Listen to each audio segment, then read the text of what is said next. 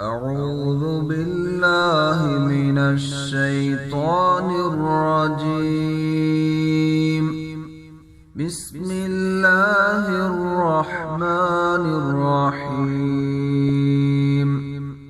وقال الذين أشركوا لو شاء الله ما عبدنا من دونه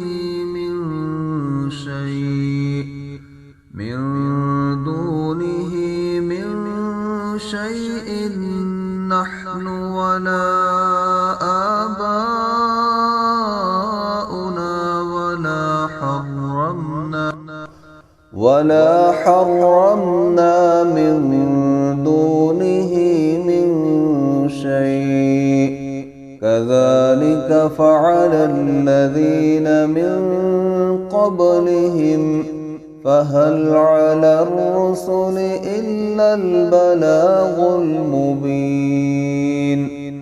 ولقد بعثنا في كل أمة رسولا أن اعبدوا الله واجتنبوا الطاغوت فمنهم من هدى الله ومنهم من حقت عليه الضلالة فسيروا في الأرض فانظروا كيف كان عاقبة المكذبين.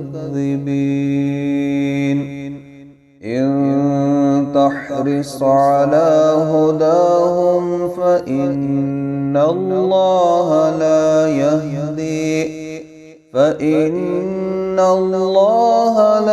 يهدي من يضل وما لهم من ناصرين. وأقسموا بالله جهد أيمانهم لا يبعث الله من يموت بلى بعدا عليه حقا ولكن أكثر الناس لا يعلمون.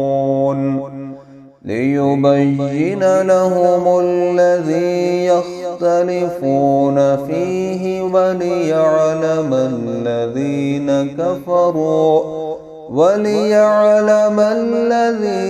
كفروا أنهم كانوا كاذبين.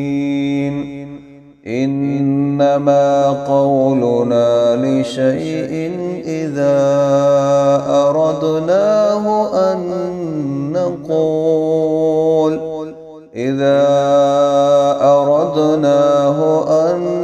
نقول له كن فيكون.